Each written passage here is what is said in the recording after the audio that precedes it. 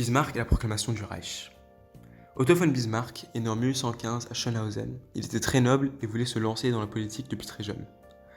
En 1861, il est nommé ministre-président par le nouveau roi de Prusse Guillaume Ier.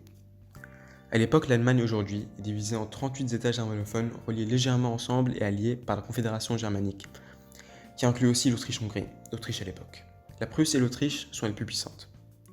Ces peuples voulaient s'unir et ils avaient deux solutions possibles. La solution petite allemande, où ils étaient réunis sous la domination de la Prusse, et la solution grande allemande sous la domination de l'Autriche. Il y avait donc une grande rivalité entre la Prusse et l'Autriche. Par quelle politique Bismarck va-t-il unifier l'Allemagne autour de la Prusse ?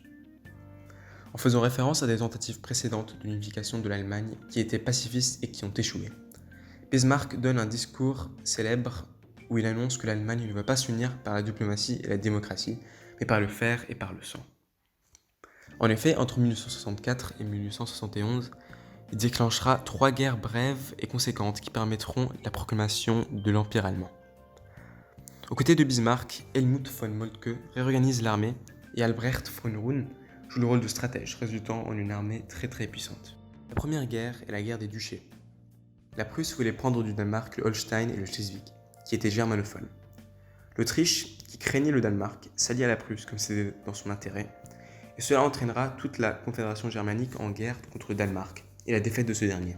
Le traité de Vienne en 1864 partage le Holstein et le Schleswig entre l'Autriche et la Prusse, mais elles veulent chacune ses territoires pour elles-mêmes.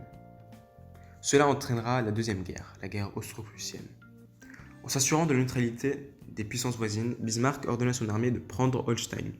Cela rompt ses alliances avec la Confédération germanique. L'Autriche ordonne à l'armée de la Confédération germanique de combattre la Prusse, mais l'armée prussienne, plus rapide, remporte une bataille importante en Autriche, et la paix de Prague est signée en 1866. La Confédération germanique est dissoute, la Prusse annexe le Holstein et le Schleswig, ainsi que d'autres territoires, et crée la Confédération de l'Allemagne du Nord, qui réunit des États allemands du Nord sous la domination de la Prusse en un nouvel État. Bismarck devient chancelier confédéral. La troisième guerre est la guerre franco-prussienne. Bismarck pousse Napoléon III à déclarer la guerre et s'allier avec les États allemands du Sud, tout en les convainquant des avantages d'une fusion. Cette alliance remporte la guerre en 1871 en capturant Napoléon III à Sedan. Elle annexe l'Alsace-Lorraine et la même année, à la Galerie des Glaces, le Reich, l'Empire allemand, est proclamé, qui compte les États du Sud alliés. Guillaume Ier devient empereur et Bismarck chancelier impérial.